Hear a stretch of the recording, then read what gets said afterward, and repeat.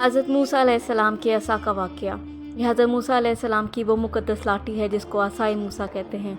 इसके ज़रिए आपके बहुत से उन मौज़ात का ज़हूर हुआ जिनको कुरान मजीद ने मुख्तलिफ़ उन्वानों के साथ बार बार बयान फरमाया है। इस मुक़द्दस लाठी की तारीख़ बहुत कदीम है, जो अपने दामन में सैकड़ों उन तारीख़ी वाक़यात को समेटे हुए है जिनमें इबरतों और नसीहतों के हज़ारों निशानात सितारों की तरह जगमगा रहे हैं, जिनसे अहले नज़र को बसीरत की रोशनी और हदायत का नूर मिलता है।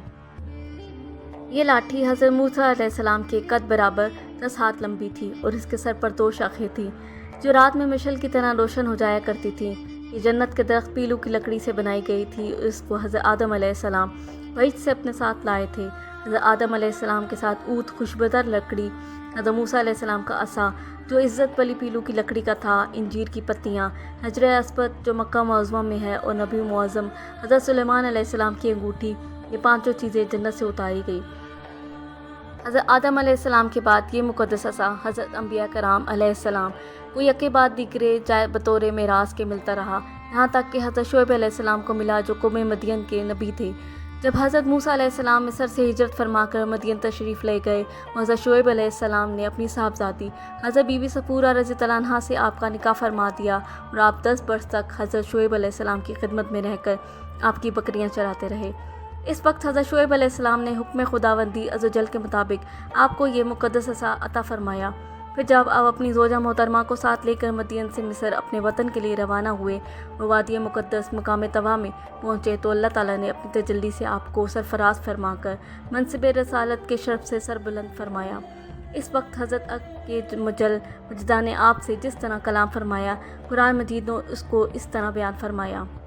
ये तर्जमा और ये तेरे दाहिने हाथ में क्या है ए मूसा? अर्ज़ की, ये मेरा असा है, मैं इस पर तकिया लगाता हूँ और इससे अपनी बकरियों पर पत्ते झाड़ता हूँ और मेरे इसमें और काम है। हज़रत मूसा अलैहिस्सलाम इस मुक़द्दस लाठी से मज़कूरा बाला काम निकालते रहे, मगर जब आप फ़िरौन के दरबार में हदायत फरमाने की गर्ज से तशरीफ़ ले गए और उसने आपको जादूगर कहकर झुटलाया तो आप इस असा के ज़रिए बड़े बड़े मौज़ात का ज़हूर शुरू हो गया, जिनमें से 3 मौज़ात का तज़किरा कुरान मजीद ने बार बार फरमाया जो हस्बे ज़ेल हैं।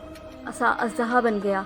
इसका वाक़या यह है कि फ़िरौन ने एक मेला लगवाया और अपनी पूरी सल्तनत के जादूगरों को जमा करके हज़रत मूसा अलैहिस्सलाम को शिकस्त देने के लिए मुकाबले पर लगा दिया। और इस मेले के इज़्ज़हाम में जहाँ लाखों इंसानों का मजमा था, एक तरफ जादूगरों का हजूम अपनी जादूगरी का सामान लेकर जमा हो गया और इन जादूगरों की फ़ौज के मुकाबले में हज़रत मूसा अलैहिस्सलाम तन्हा डट गए।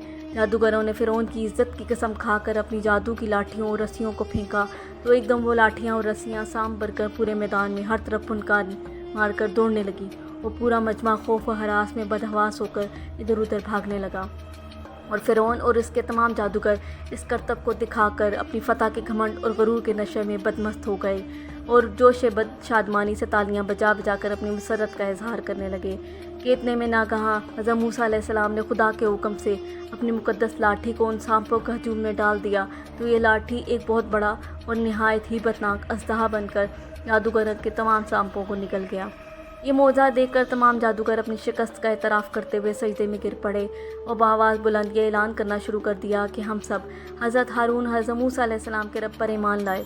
चनांचा कुरान मजीद ने इस वाक़ये का जिक्र करते हुए इरशाद फरमाया कि तर्जुमा बोले, ए मूसा, या तो तुम डालो या हम पहले डालें। मूसा ने कहा, बल्कि तुम ही डालो। जब ही इनकी रस्सियाँ और लाठियाँ इनके जादू के ज़ोर से इनके ख्याल में दौड़ती मालूम हुई तो अपने जी में मूसा ने खौफ पाया। हमने फरमाया, डर नहीं, बेशक तू ही गालिब है और डाल तू दे जो तेरे दाहिने हाथ में है और उनकी बनावटों को निकल जाएगा वो जो बना कर लाए हैं। वो तो जादूगर का फरेब है और जादूगर का भला नहीं होता। कहीं आवे तो सब जादूगर सजदे में गिरा लिए गए। बोले, हम इस पर ईमान लाए जो हारून और मूसा का रब है। असा मारने से चश्मे जारी हो गए। बनी इसराइल का असल वतन मुल्क शाम था, लेकिन हज़रत यूसुफ़ अलैहिस्सलाम के दौर हुकूमत में ये लोग मिस्र में आकर आबाद हो गए और मुल्क शाम पर कौम अमालका का तसल्लुत और कब्ज़ा हो गया जो बदतरीन किस्म के कुफ़ार थे। जब फ़िरौन दरिया नील में गर्क हो गया और हज़रत मूसा अलैहिस्सलाम को फ़िरौन के ख़तरात से इत्मीनान हो गया तो अल्लाह ताला ने हुक्म दिया कि कौम अमालका से जहाद करके मुल्क शाम को उनके कब्ज़े और तसल्लुत से आज़ाद करवाएं। चनांचा आप 6 लाख बनी इसराइल की कौम लेकर जिहाद के लिए रवाना हो गए, मगर मुल्क शाम की हदूद में पहुंचकर बनी इसराइल पर कौम अमालका का ऐसा खौफ सवार हो गया कि बनी इसराइल हिम्मत हार गए और जिहाद से मुंह फेर लिया اس نافرمانی پر اللہ تعالیٰ نے بنی اسرائیل کو یہ سزا دی کہ یہ لوگ 40 برس تک میدان طیہ میں بھٹکتے اور گھومتے پھرے اور اس میدان سے باہر نہ نکل سکے۔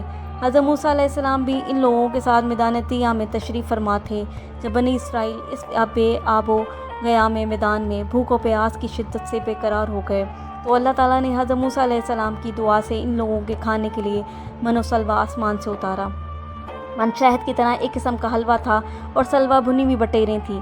کھانے کے بعد جب یہ لوگ پیاس سے بے تاب ہونے لگے اور پانی مانگنے لگے تو حضرت موسیٰ علیہ السلام نے پتھر پر اپنا عصا مار دیا، تو اس پتھر میں 12 چشمے پھوٹ کر بہنے لگے اور بنی اسرائیل کے 12 خاندان اپنے اپنے ایک چشمے سے پانی لے کر خود بھی پینے لگے اور اپنے جانوروں کو بھی پلانے لگے، اور پورے 40 برس تک یہ سلسلہ جاری رہا۔ یہ حضرت موسیٰ علیہ السلام کا معجزہ تھا جو عصا اور پتھر کے ذریعے ظہور میں آیا۔ قرآن مجید نے اس واقعے اور معجزے کا بیان کرتے ہوئے ارشاد فرمایا کہ ترجمہ: اور جب موسیٰ نے اپنی قوم کے لیے پانی مانگا تو ہم نے فرمایا اس پتھر پر اپنا عصا مارو، فوراً ان میں سے 12 چشمے بہہ نکلے، ہر گروہ نے اپنا گھاٹ پہچان لیا، عصا کی مار سے دریا پھٹ گیا۔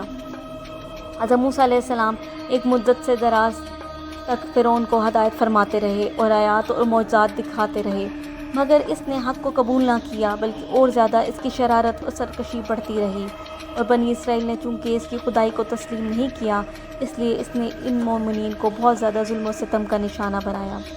اس دوران میں ایک دم حضرت موسیٰ علیہ السلام پر وحی اتری کہ آپ اپنی قوم بنی اسرائیل کو اپنے ساتھ لے کر رات میں مصر سے ہجرت کر جائیں۔ چنانچہ حضرت موسیٰ علیہ السلام بنی اسرائیل کو ہمراہ لے کر رات میں مصر سے روانہ ہو گئے۔ جب فرعون کو پتہ چلا تو وہ بھی اپنے لشکروں کو ساتھ لے کر بنی اسرائیل کی گرفتاری کے لیے چل پڑا۔